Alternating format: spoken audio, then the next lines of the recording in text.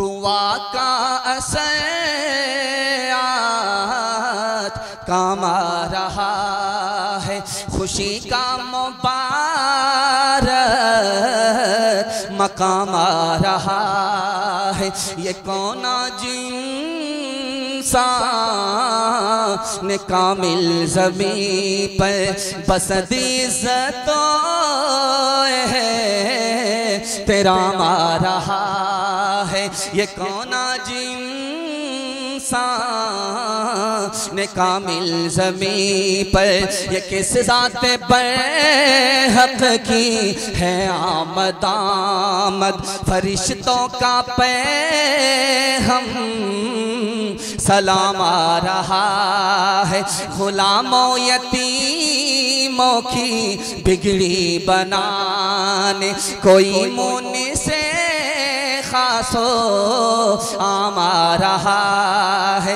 बशारत रसूलों ने दिया के जिसकी, वो लेकर खुदा का पैगाम आ रहा है, वो लेकर खुदा का पैगाम आ रहा है। खाता खुला, खात्मा अच्छा होगा। दुआ तक आपने वादा किया है बैठने का, और अल्लाह से दुआ करता हूँ कि इस जलसे को दुआ तक अल्लाह कबूलियत के साथ पहुँचाए। हमारे सुनाने को, आपके सुनने को अल्लाह बेहद कबूल फरमाए। सुनेंगे, अमल करेंगे, मरने के बाद हाथ उठा दीजिए इंशाअल्लाह। खैर, हाथ उठाइए, रांची सीधा पहुंचेगा, पटना में गुजारा आपका नहीं। ध्यान से सुनिएगा। दूसरा पैगाम आपकी खिदमत में नबी के इताअत के हवाले से लेकर के आ रहा हूं। हमारे नबी ने सिर्फ 10 साल में 9 लाख मुरब्बा मील जमीन को फतह किया। सिर्फ 10 साल में 9 लाख मुरब्बा मील जमीन को फतह किया। जानते हैं कैसे? सिर्फ 3 काम किया। मोहब्बत किया, नफरत नहीं किया, माफ किया, बदला नहीं लिया, मदद दिया, मदद से हाथ नहीं खींचा। 10 साल की मुद्दत में हमारे नबी ने 3 काम करके 9 लाख मुरब्बा मील जमीन को फतह कर दिया। अक़वाम मुत्तहिदा ने 1984 में रिपोर्ट लिखी कि 50 साल में अमेरिका में, यूरोप में इस्लाम 235% फैला। 3 वजह से फैला। मस्जिद की वजह से फैला, मस्जिद के इत्तिहाद की वजह से फैला, और मोहम्मद सल्लल्लाहु अलैहि वसल्लम की वजह से फैला। उस अंग्रेज ने बताया कि जब मेराज में नबी को नमाज मिली तो लेकर के आए, जमीन पर ऐलान किया कि मस्जिद में जमा हो जाओ और सब बंदी लगाओ। जब सब बंदी हुई, उसमें छोटे बड़े सब एक सफ में आ गए, अमीर और गरीब सब एक सफ में आ गए, बड़े छोटे का इत्तिहाद मिला।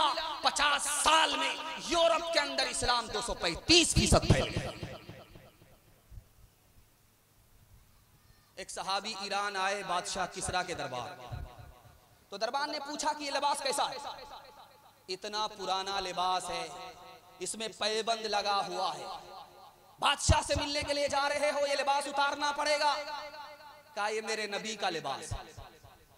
कहा कि इस लिबास को उतारो, शाही लिबास पहन करके बादशाह के सामने जाना पड़ेगा, इस लिबास को उतारना पड़ेगा। कुर्बान जाइए सहाबी की इताअत के ऊपर। कहा मैं दरबार तो छोड़ सकता हूं, अपने नबी का लिबास नहीं छोड़ सकता। हजरत उस्मान रजी अल्लाह अन्हु आ गए। कहां से आए? मदीना से मक्का आए। तो मक्का के लोगों ने कहा कि तुम्हारा पायजामा मक्का में टखना से नीचे था, मदीना से आए हो, पायजामा तुम्हारा टखने से ऊपर हो गया, नीचे करो। सहाबी रसूल की इताअत देखिए। कहा जान तो ऊपर जा सकती है, और ये पायजामा टखने से ऊपर हमारे नबी की सुन्नत है, मैं इताअत में पायजामे को नीचे नहीं कर सकता। आखिरी मिसाल पैगाम खत्म कर रहा हूं। जिस औरत का बच्चा बचपन में काला होता है, वो औरत 72 मरतबा साबुन लगाती है। रगड़ रगड़ करके साबुन जब लगाती है, इस ख्याल से कि मेरा काला बच्चा उजला हो जाए, तो वो साबुन भी कसम खा लेता है कि मैं तो काला हो जाऊंगा, इस कालिया को गोरा होने दे। आसमान से ठप्पा पड़ा हुआ है। दरवाजे पर दस्तक हुई, बेटी के बाप ने दरवाजा खोला, देखा एक जवान खड़ा है, निहायत काला है, होंठ मोटे मोटे हैं, दांत बाहर है, उसकी नजर में निहायत बदसूरत है। जवान से पूछा कि जान न पहचान कहां से आए मेहमान। उस जवान ने कहा कि तुम्हारी बेटी का हाथ मांगने के लिए। कहा रांची से आए हो, हाफ हो या फुल हो, शीशे में शक्ल तो देख लिया होता। तुम बदसूरत हो, मेरी बेटी खूबसूरत है, और तुम नौकर चाकर हो, मेरी बेटी शरीफ है, मालदार है, रिश्ता मंजूर नहीं हो सकता। पीठ के पीछे बेटी बैठी हुई थी कि अब्बा हुजूर मुझको रिश्ता मंजूर है। आपने आने वाले को देखा कि काला है, आपने भेजने वाले को नहीं देखा कि कमली वाला है। कब मैं कहती हूँ कि उसके रंग काले को तू देख, मैं तो कहती हूँ कि उसके भेजने वाले को देख। मैंने माना है वो काला, हुस्न में भी मांद है, भेजने वाला तो लेकिन चौदहवीं का चांद है। तेरी बेटी उसके काले रंग पे मसरूर है, तेरी बेटी उसके काले रंग पे मसरूर है, तेरी बेटी उसके काले रंग पे मसरूर है। काले कमली वाले की मर्जी मुझे मंजूर है। तीसरा पैगाम नबी की इज्जत और इताअत के हवाले से आपकी खिदमत में लेकर के आ रहा हूं। अल्लाह आपको जज़ाए खैर दे। जॉर्ज बर्नार्ड शॉ अमेरिका का अफसाना निगार है। वो लिखता है कि नबी कातिल नहीं थे, इंसानों के मुहाफिज थे। जब पहली जंग अजीम हुई तो दोनों तरफ से कितने लोग मारे गए, तो लिखा कि 73 लाख लोग मारे गए। जब दूसरी जंग अजीम हुई तो कितने लोग मारे गए, तो लिखा कि 3 करोड़ से लेकर के 6 करोड़ लोग मारे गए। हमारे नबी ने पूरी जिंदगी कितनी लड़ाई लड़ी है? 27। और दोनों तरफ से कितने लोग मारे गए? 1018। जॉर्ज बर्नार्ड शॉ ने कहा नबी इंसानों के कातिल नहीं थे, नबी इंसानों की जान के मुहाफिज थे।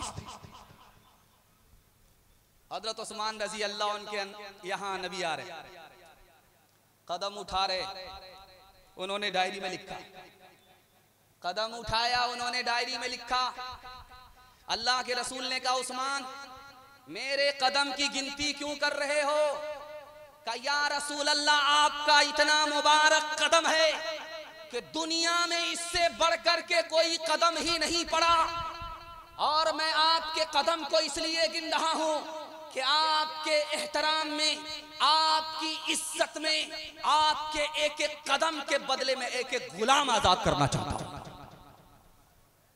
बाप आया, बेटी गया, बिस्तर लगा हुआ, तो जैसे ही बेटी ने बाप को देखा बिस्तर से बैठ, तो बाप ने हैरत से पूछा बेटी ये क्या हो रहा है? मैं तुम्हारा बाप, मैं तुम्हारे घर मेहमान, तुमने मेरे बिस्तर के मेरे लिए बिस्तर नहीं लगाया, समेट दिया, मैं इस बिस्तर के लायक नहीं हूं, या ये बिस्तर मेरे लायक नहीं है? उस बेटी का जवाब सुनिए। अल्लाह ऐसी इज्जत हमारी बेटी के दिल में भी पैदा पैदा। उस बेटी का जवाब सुनिए, अब्बा हुजूर आप नबी के दुश्मन हो, ये नबी का बिस्तर है, आप इस बिस्तर के लायक नहीं। मुशायरा चल रहा था, एक तरफ ईसाई शायर है, दूसरी तरफ मुसलमान शायर है। 4 मिसरे ईसाई शायर ने पेश किए, उसमें यह दावा किया कि हजरत ईसा आसमान पर हैं, ऊपर हैं, और हजरत मोहम्मद सल्लल्लाहु अलैहि वसल्लम जमीन के नीचे हैं, हजरत ईसा ऊपर हैं, मोहम्मद नीचे हैं। हजरत ईसा जाग रहे हैं, मोहम्मद सो रहे हैं। सोने वाले पर जागने वाले को फजीलत है, नीचे वाले पर ऊपर वाले को फजीलत है।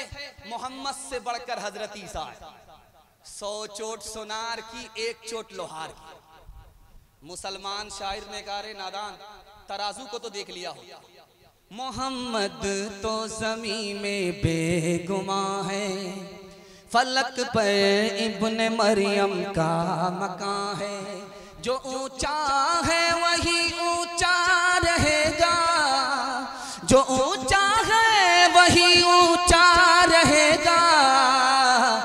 जो नीचे है भला फजल कहाँ है, जो नीचे है भला फजल कहाँ है।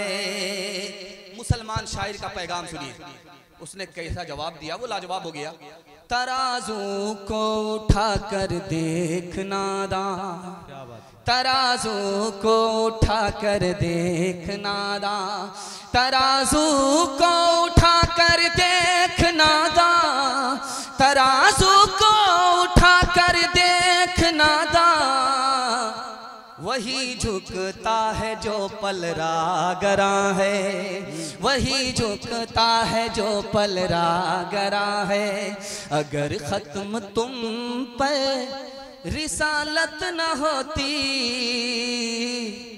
तो सरे पुश्त मोहरे नुबुवत न होती। अगर खत्म तुम पर, तुम्हें हर नबी पर फजीलत न होती, तुम्हें हर नबी पर फजीलत न होती, तुम्हें हर नबी पर फजीलत न होती। तो खैरुल उमम शाने उम्मत न होती, तो खैरुल उमम शाने उम्मत न होती, होती तो खैरुल उमम शाने उम्मत न होती। मोहम्मद का जलवा अगर वो देख लेती, मोहम्मद का जलवा अगर वो देख लेती, मोहम्मद का जलवा अगर वो देख लेती, तो जुलेखा को यूसुफ की हसरत न होती, तो जुलेखा को यूसुफ की हसरत न होती। आखिरी पैगाम सीरत के हवाले से सुना रहा, बड़ा दिल खुश हुआ, तबीयत बाग बाग हो गई। अल्लाह से दुआ करता हूँ, अल्लाह नबी की सुन्नत के लिए हम सबको खड़ा फरमाए, नबी की सुन्नत पर हम सबको खड़ा फरमाए। हाथ उठाइए, वादा कीजिए नबी की सुन्नत को ढूंढ ढूंढ करके जिंदा करेंगे इंशाअल्लाह, इंशाअल्लाह। और बेटा की शादी में अगर फ्री में मिला तो छोड़ेंगे नहीं, हाथ उठा दीजिए इंशाअल्लाह। हम मुलाकात करेंगे, जरा जलसा खत्म होने दीजिए। ख्वाब में किसी ने देखा कि सांप को मुट्ठी में लेकर के मैं मिसवाक कर रहा हूं, ख्वाब में। कितना प्यारा ख्वाब है कि आपका भी दिल बाग बाग हो जाए। ख्वाब देखा कि मैंने हाथ में सांप को लिया और मुंह से मिसवाक कर रहा हूं। बताने वाले ने ख्वाब की ताबीर बताई कि बड़ा प्यारा ख्वाब है, ये सांप माल है, तुमको माल मिलेगा और उस माल से तुम नबी की सुन्नत को जिंदा करोगे। मुबारक बादी के मुस्लिम। 3 तरह के लोग हैं इस पिंडाल में भी, और उस जमाने में जिसमें नबी ने अपनी नबूवत का ऐलान किया था, 3 तरह के लोग। एक तो वो लोग थे जिन्होंने नबी को अपनी आंख से देखा फिर भी बदकिस्मत। एक इस दौर के लोग हैं जो नबी को रात में ख्वाब में देख लेते हैं लेकिन फिर भी बदकिस्मत। एक तीसरे आदमी है जिसने आंख से नहीं देखा, ख्वाब में नबी की बशारत नहीं हुई, फिर भी खुशकिस्मत है। वो कौन आदमी है आपको सुनकर के हैरत है। जिसने आंख से देखा, नबी पर ईमान नहीं लाया, अबू जहल था। ख्वाब में बशारत हुई नबी की, लेकिन बेदारी में नबी की सुन्नत पर खड़ा नहीं है, बदकिस्मत है। इस दुनिया की भलाई से भी महरूम है, उस दुनिया की भलाई से भी महरूम है। आंख से नबी को देखा नहीं, ख्वाब में नबी को देखा नहीं, लेकिन बेदारी में नबी की सुन्नत को ढूंढ ढूंढ करके जिंदा करता है। मुकद्दर का सिकंदर है, दुनिया पीछे है आखिरत आगे। सुन्नत और फैशन में फर्क क्या? एक का अदद है, दाईं तरफ 0 बढ़ाएंगे अदद बढ़ेगा, बाईं तरफ 0 बढ़ाएंगे अदद घट जाएगा। जो बाईं तरफ जा रहा है ये फैशन है, और जो दाईं तरफ आ रहा है ये सुन्नत है। इंशाअल्लाह सुन्नत को दांत से पकड़ लेंगे। हाथ उठा दीजिए।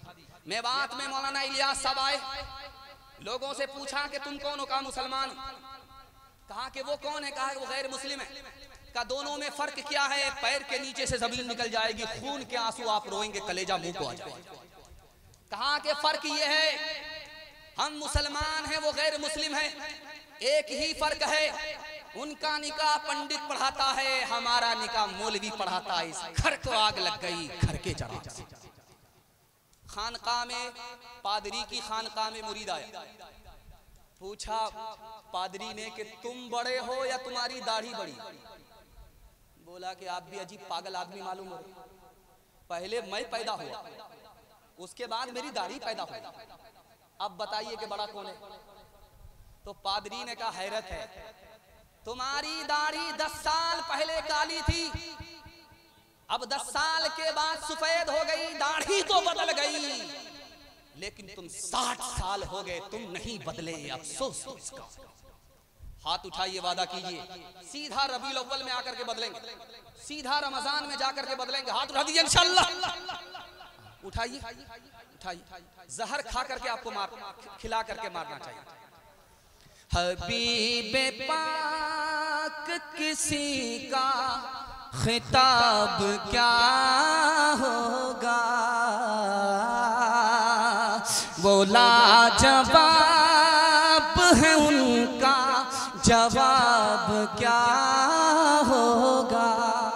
मदार कार है हुबे रसूल पर, वरना अमल 1000 हो अच्छे, सवाब क्या होगा। खुदा की मेहरबानी और अपनी नाफरमानी को आईने की तरह 3 मिनट में दिखाने के लिए जा रहा हूँ। सुनने के लिए तैयार है? जोश के साथ हाथ उठाइए, इंशाल्लाह दायां बायां होता रहेगा। 7 खून माफ है। मैं भी आपकी जगह होता, अचानक सवाल होता, मैं भी फंस जाता। ये दायां बायां होता रहेगा।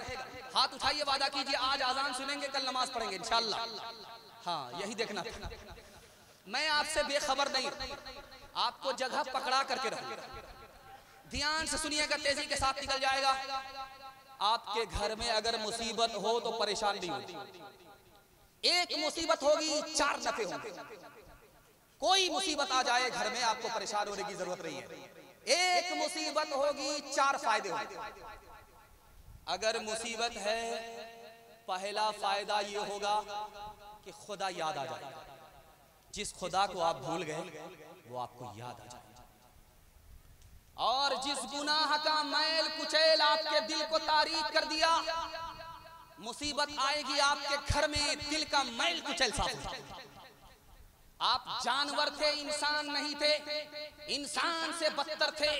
जब आपके घर में मुसीबत होगी तो अल्लाह आपको इंसान बना देगा। दुनिया पर आपने तकिया कर लिया था, जब आप मुसीबत देखेंगे तो दुनिया का साथ छोड़ देंगे।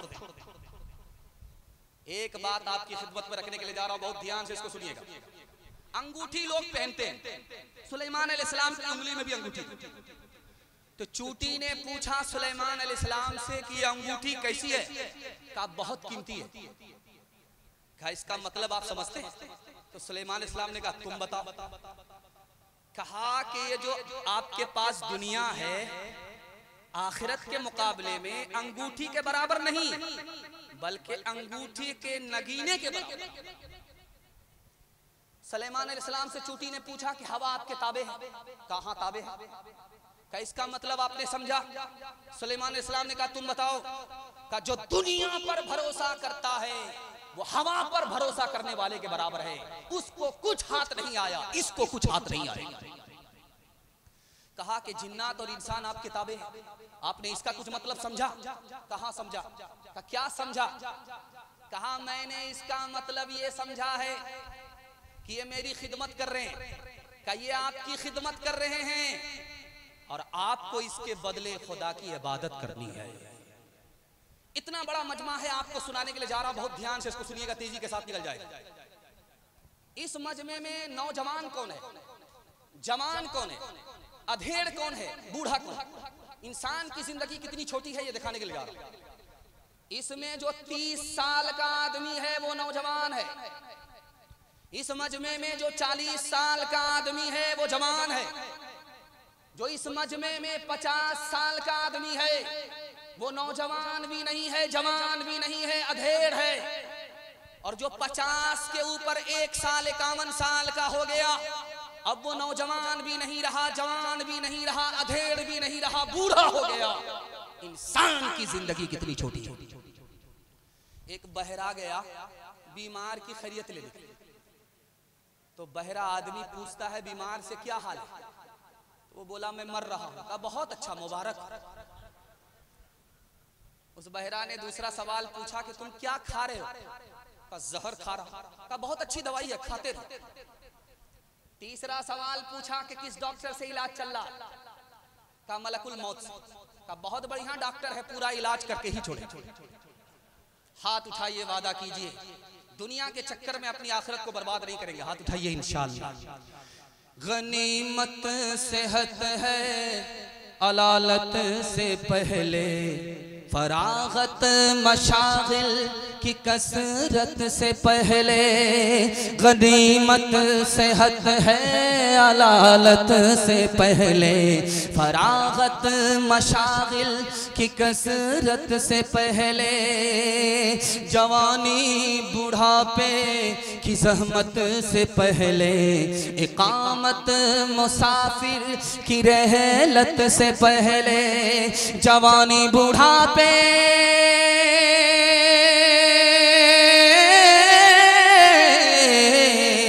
जवानी बुढ़ापे की ज़हमत से पहले, इकामत मुसाफिर की रहलत से पहले।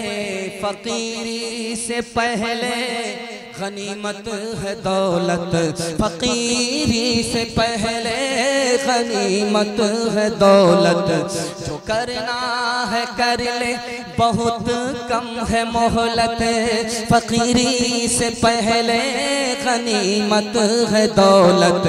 जो करना है कर ले, बहुत कम है मोहलत। दुनिया और आखिरत के हवाले से पैगाम निकल गया, खुदा की मेहरबानी के हवाले से पैगाम आपकी खिदमत में आ रहा है। ध्यान से सुनिएगा, तेजी के साथ निकल जाएगा, अल्लाह जज़ाए खैर दे। आप देखेंगे रोटी का टुकड़ा आपके सामने आएगा, लेकिन 1 मिनट के लिए सोचिएगा, इस रोटी को तैयार करने में 360 कारीगर ने काम किया। 360 कारीगर। पहला कौन है और आखिरी कौन है, ये मैं आपको बताने के लिए जा रहा हूं। पहला कारीगर जो रोटी को तैयार किया, एक रोटी को तैयार करने में 360 कारीगर ने अपनी जान लगाई। उसमें पहला कारीगर मिकाईल था, जिसने पानी को खजाने से निकाला। दूसरा कारीगर बाकी फरिश्ते थे, जिसने बादलों को हाँक करके समस्तीपुर में लाया। तीसरा कारीगर कौन था? चांद था, सूरज था, सितारे थे। उसके बाद जमीन के चौपाए थे। उसके बाद जो आखिरी कारीगर जिसने रोटी को तैयार किया, वो रोटी पकाने वाला था। इसलिए जब रोटी का टुकड़ा आपके हाथ में आ जाए तो दिल में ये ख्याल जाए कि मालिक तेरी मेहरबानी से हासिल हुआ है। अच्छा, एक बात नुक्ते की है, जिस आदमी की शादी है, बीवी उसको मौजूद है, जानते वो आदमी कौन है? खुशहाल है। और जिस आदमी को अपनी गाड़ी है, ये आदमी अमीर है। और जिसको अपना घर है, ये बादशाह है। बादशाह होकर के परेशान क्यों है? ये आप अपने आप से परेशान है।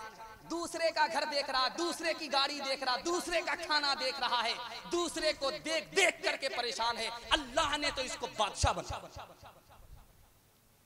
एक चोर उसका हाथ कट गया, उसने अपने कटे हुए हाथ को दूसरे हाथ में लिया, मायूस होकर के जा रहा। एक साहबी ने पूछा कि भाई क्या हुआ, किसने तुम्हारा हाथ काटा? कहा कि खतनुर रसूल ने, दामाद रसूल ने काटा, ज़ौजुल बुतूल ने काटा, फातिमा के शौहर ने काटा, इज़्ज़ुद्दीन ने काटा, दीन की ताकत ने काटा, अमीरुल मोमिनीन अली इब्न अबी तालिब ने काटा। उस आदमी ने कहा कि जिसने तुम्हारा हाथ काटा तुम उसकी तारीफ कर रहे? कहा तारीफ इसलिए कर रहा हूं कि उन्होंने मेरे दूसरे हाथ को अल्लाह के अज़ाब से बचा दिया। फिरौन ने जब खुदाई का दावा किया तो लोगों ने कहा यार बारिश नहीं हो रही है, तुम खुदा हो, बारिश कराओ। फिरौन फंस गया, इब्लीस के पास गया, मैं तो झूठा खुदा हूं, झूठा हो जाओ, तुम बारिश करा दो। तो इब्लीस ने कहा बारिश हो जाएगी, बेफिक्र रहो। इब्लीस ने अपने तमाम चेलों को कहा कि आसमान में जाओ, वहां से पेशाब करो और जम करके पेशाब करो, 1 महीने के बराबर कोटा पूरा करो। पेशाब किया, बारिश हो गई। इब्लीस आकर के बोला मुबारक हो, बारिश हुई थी? कहा बारिश तो हुई थी, लोग शिकायत करते हैं बड़ी बदबूदार थी। तो इब्लीस बोला जैसा तू खुदा है वैसी ना बारिश होगी, और कैसी बारिश है? माँ से बढ़कर वो मोहब्बत का सिला देता है, रिस्क बिन मांगे भी बंदों को खुदा देता है, रिस्क बिन मांगे भी। तंग दस्ती मेरे दामन से लिपटना न कभी, तंग दस्ती मेरे दामन से लिपटना न कभी। है वो दाता मेरा हर काम बना देता है वो दाता मेरा हर काम बना देता है वो दाता मेरा। बड़ी रफ्तार के साथ आपका जलसा निकल रहा है, मोहब्बत में आप सुन रहे हैं, मैं मोहब्बत में सुना रहा हूँ, जबान कैंची की तरह चल रही है। अल्लाह इस मोहब्बत को सलामत रखे। दिल से सुनेंगे, दिल से अमल करेंगे। हाथ उठाइए इंशाअल्लाह। जवानी में सोएंगे, बुढ़ापे में जागेंगे। हाथ उठाइए इंशाअल्लाह। यही देखना, ध्यान से सुनिएगा, तेजी के साथ निकल जाएगा। पैगाम कुरान के हवाले से आपकी खिदमत में आ रहा है। 3 आदमी की इज्जत में अल्लाह की इज्जत। वो 3 आदमी कौन है? जिसकी दाढ़ी सफेद हो गई, जिसके सर के बाल सफेद हो गए, उसके एहतराम में अगर कोई खड़ा होता है तो अल्लाह के लिए खड़ा है। जिस आदमी ने इंसाफ के तराजू को अपने हाथ में लिया, दूध का दूध, पानी का पानी इंसाफ करता है, अगर कोई उसकी इज्जत करता है तो ये अल्लाह की इज्जत है। आपके बच्चे को अल्लाह ने कुरान की दौलत दे दी, वो दौलत आपके बच्चे के सीने में है। कोई अगर आपका एहतराम करता है, आपके बच्चे का एहतराम करता है तो अल्लाह का एहतराम है। 3 आदमी को हिसाब की कोई परवाह नहीं होगी, हिसाब नहीं होगा। पहला आदमी जो मुअज्जिन है, 7 साल अजान दिया बगैर मजदूरी के, बगैर तनख्वाह के, बेहिसाब जन्नत में दाखिल होगा।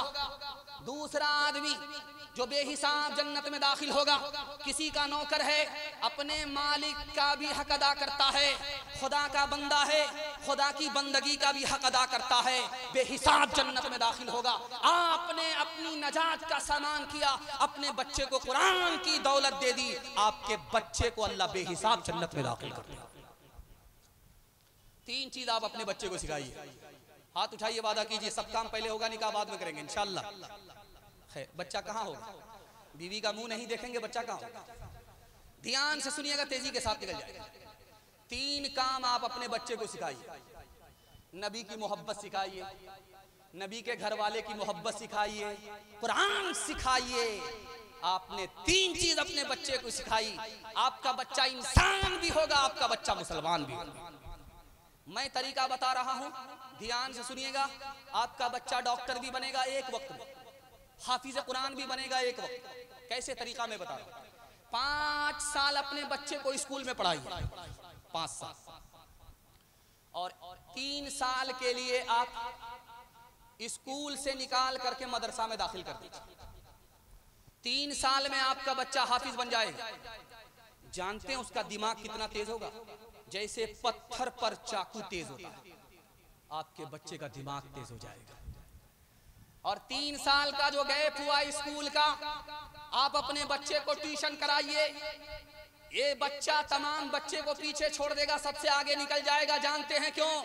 जिसके लिए कुरान आसान, उसके लिए दुनिया की कोई किताब मुश्किल नहीं हो सकती। इमाम साहब आए मस्जिद में नमाज पढ़ाने के लिए, आगे भूल गए तो बार बार एक ही आयत पढ़ रहे हैं, औज़ बिल्लाहि मिनश शैतानिर रजीम, औज़ बिल्लाहि मिनश शैतानिर रजीम, औज़ बिल्लाहि मिनश शैतानिर रजीम। जब 1 दर्जन बार औज़ बिल्लाह पढ़ा, पीछे एक मुफट मुक्तदी था, उसने बोला इमाम साहब शैतान का कोई कसूर नहीं है, आपका अपना कसूर है कि आपको आगे याद ही नहीं।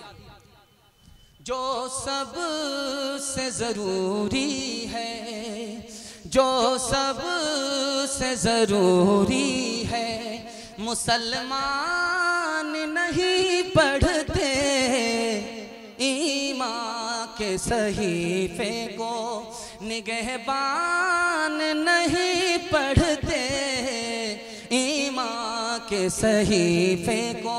ये कैसे मुसलमान हैं जो सुबह सवेरे, ये कैसे मुसलमान हैं जो सुबह सवेरे अखबार तो पढ़ते हैं, अखबार तो पढ़ते हैं, कुरान नहीं पढ़ते, अखबार तो पढ़ते हैं।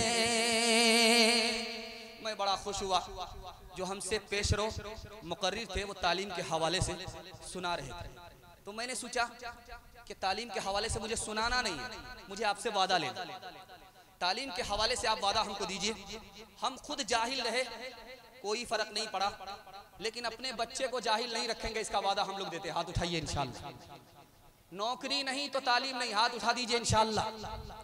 खैर माशाअल्लाह, डिस्क ब्रेक मारने वाले लोग ज्यादा हो गए, बेखबर लोग कम हैं। खैर माशाअल्लाह, जितनी बेदारी आनी चाहिए उससे ज्यादा आप लोग बेदार हो चुके। मैं दिल से दुआ करता हूँ अल्लाह आपके बच्चे को इल्म और हुनर से मालामाल फरमाए। ध्यान से सुनिएगा, तेजी के साथ निकल जाएगा। नमूना है 500 साल में किसने कितना इंजीनियर पैदा किया, ये मैं आपको दिखाने के लिए जा रहा हूं। किसने कितना साइंसदान पैदा किया, तो लिखा कि हिंदुस्तान ने 500 साल में सिर्फ 8 साइंसदान पैदा किया।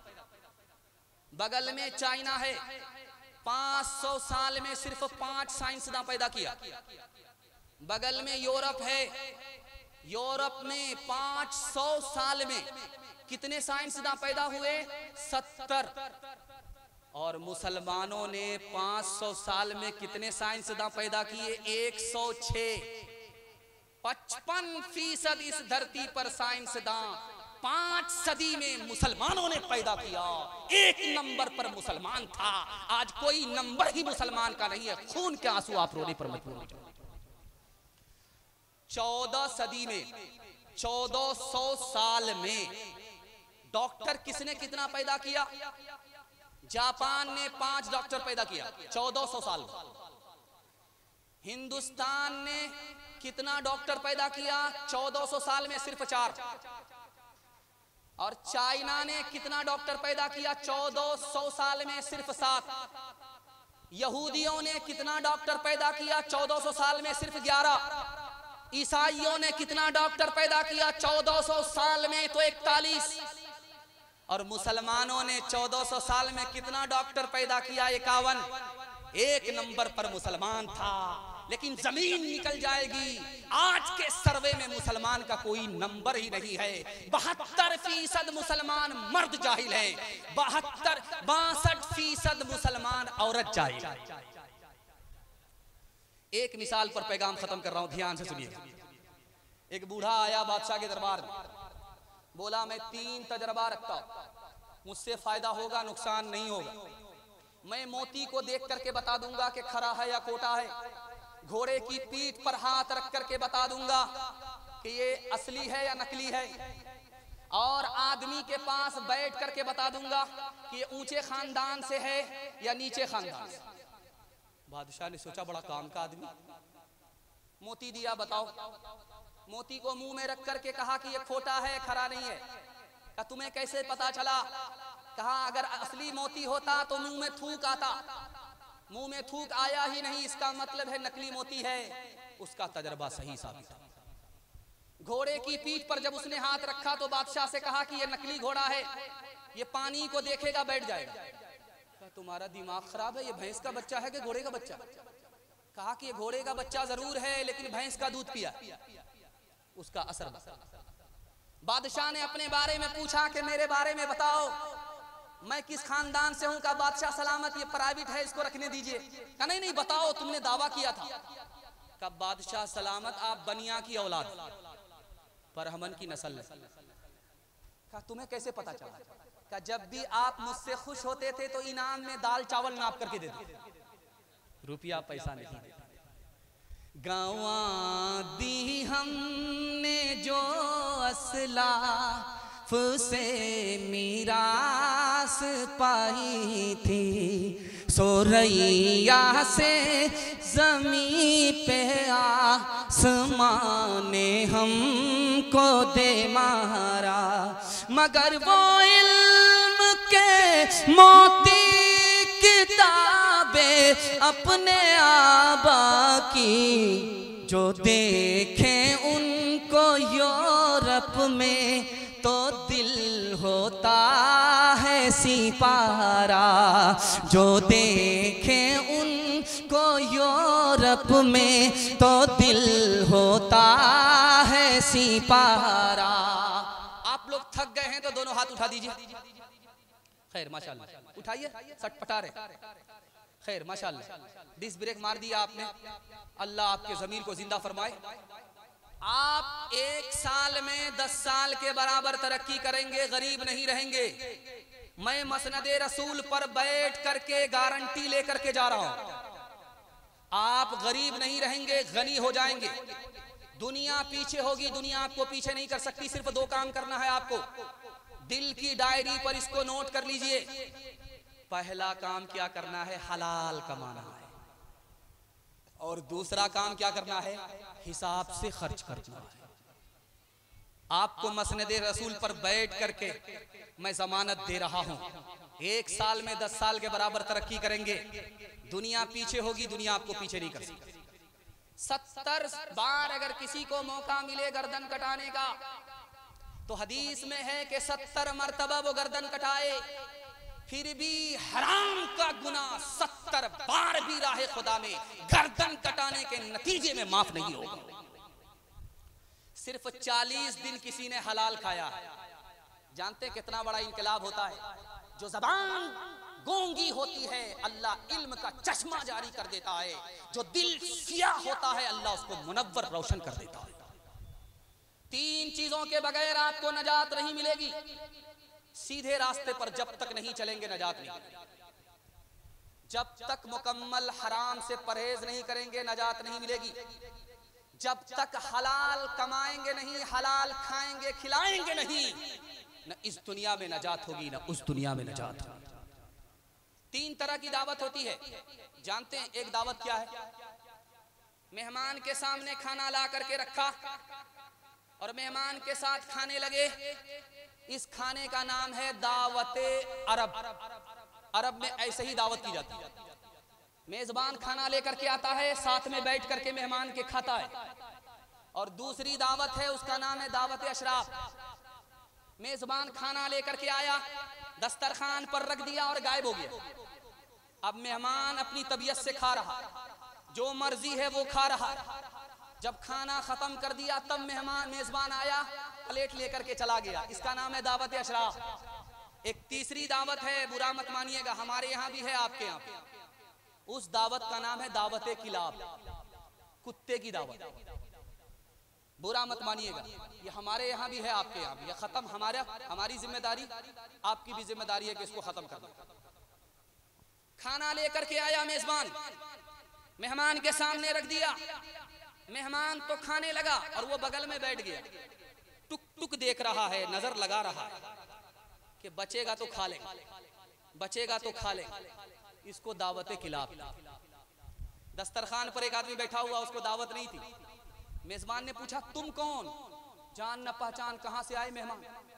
वो बोला कि आपने बुलाया नहीं, मैं आता नहीं, कोई अच्छी बात होती इसलिए। ध्यान से सुनिएगा, कल जो है, कल बारात आने वाली है। रात में लड़का फोन कर रहा है लड़की को, तुम्हारे बाप ने वादा किया था कि 4 चक्का देंगे, खरीद लिया है कि नहीं, बारात कल पहुंचने वाली। तो लड़की फोन पर कह रही है आप सब्र कीजिए, जब मेरे बाप ने वादा किया है तो आपको 4 चक्का देगा। बोला तुम्हारे बाप की औकात नहीं है 4 चक्का देने की। तो लड़की का भी वही हाल, जो ऐन का हाल वही गैन का हाल, नुक्ते का फर्क। लड़की ने कहा कि मेरे बाप की तो औकात है हवाई जहाज देने की, तुम बताओ कि तुम्हारे बाप की औकात एयरपोर्ट बनाने की है? हलवाई की दुकान नाना जी का फातिहा। मौत से अपना दामन बचाते हैं जो, जिंदगी फिर उन्हें रास आती नहीं। जब से उसने सुना एक बहू जल गई, नन्ही बच्ची मेरी मुस्कुराती नहीं। है जहेज एक लानत अहले हक बताते हैं, है जहेज एक लानत अहले हक बताते हैं, अहले हक बताते हैं। फिर भी बेटी वालों को लालची सताते हैं, फिर भी बेटी वालों को लालची सताते हैं। दूर तुम सदा रहना,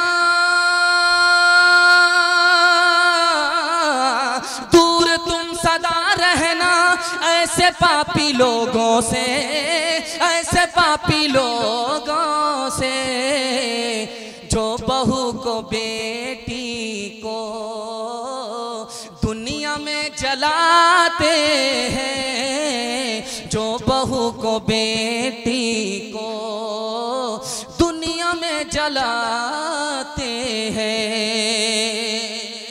पैगाम खत्म हो गया, अब सिर्फ जवानों के हवाले से पैगाम है। माँ बहनों तक पहुंचूंगा, मेरे हिस्से का जलसा 10 मिनट में मुकम्मल हो रहा। सुनने के लिए तैयार हैं?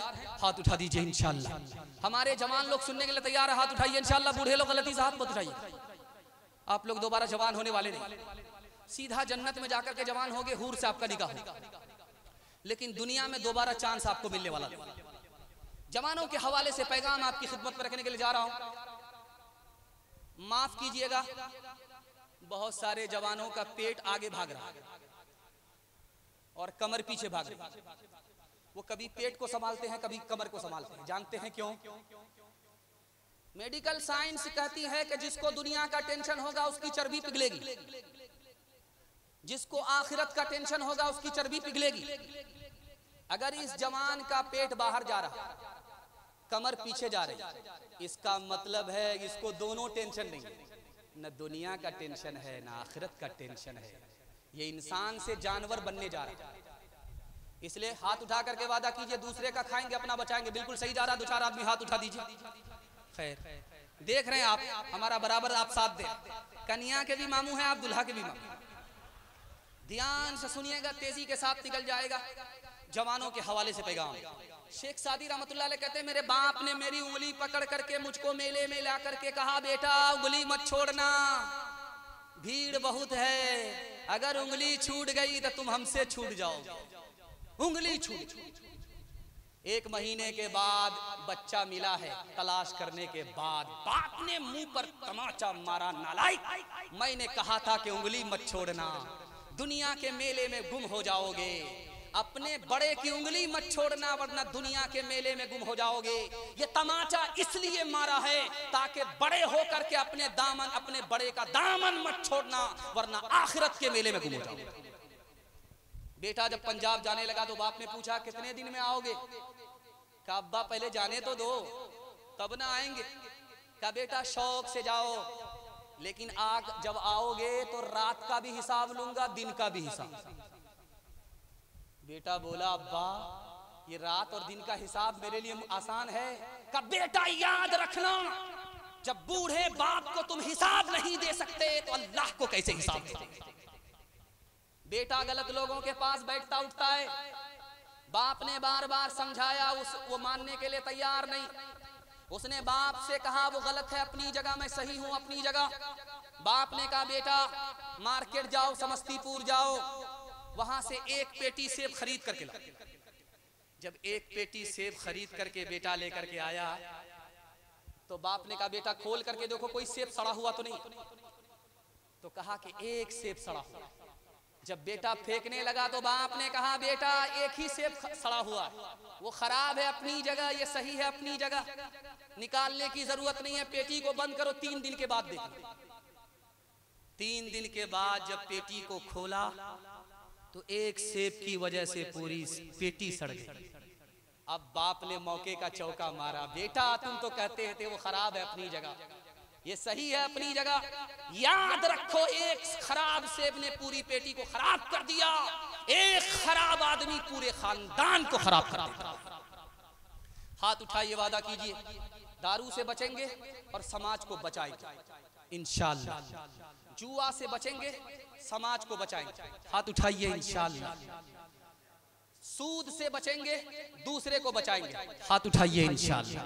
कौन मकबूल है, कौन मरदूद है, कौन मकबूल है, कौन मरदूद है, बेखबर क्या खबर तुझको क्या कौन है, कौन मकबूल है, कौन मरदूद है, कौन मकबूल है, कौन मरदूद है, बेखबर क्या खबर तुझको क्या कौन है, जब तुलेंगे अमल सबके मीज़ान पे, जब तुलेंगे अमल सबके मीज़ान पे, तब खुलेगा कि खोटा खरा कौन है, कौन मकबूल है, कौन मरदूद है।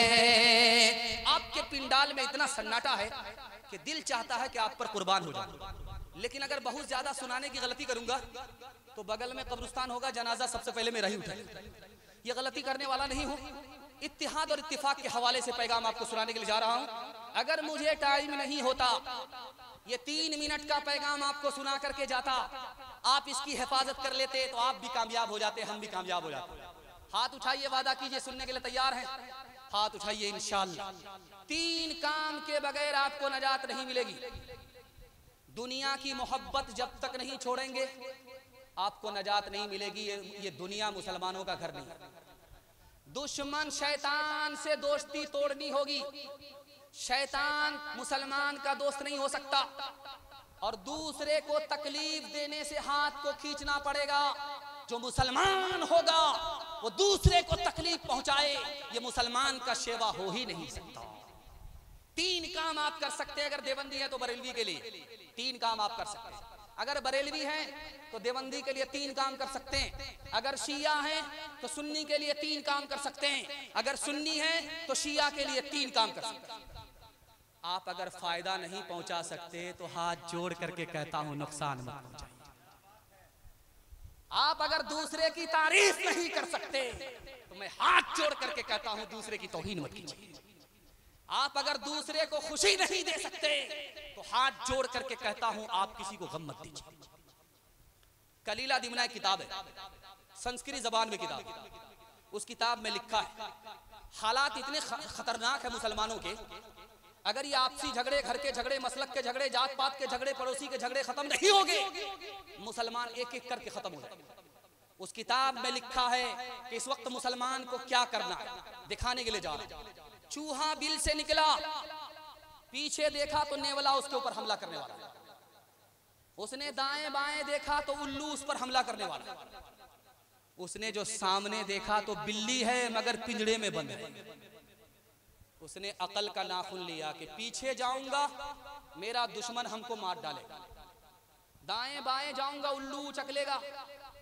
उसने सोचा कि इस वक्त अगर जान को बचाना है, जहान को बचाना है, तो सबसे बड़े दुश्मन से हाथ मिलाना होगा, सुलह करनी होगी। वो बिल्ली के पास आया, बिल्ली से कहा कि तुम भी मुसीबत में हो, मैं भी मुसीबत में, मैं तुम्हारा पिंजड़ा काट दूंगा, तुमको मुसीबत से निकाल दूंगा, और तुम वादा करो कि तुम मुझको मेरे दोनों दुश्मन से बचाओ। चूहा ने अकल का नाखून लिया, बिल्ली से सुलह करके अपनी जान भी बचाई, अपना जहान भी बचाया।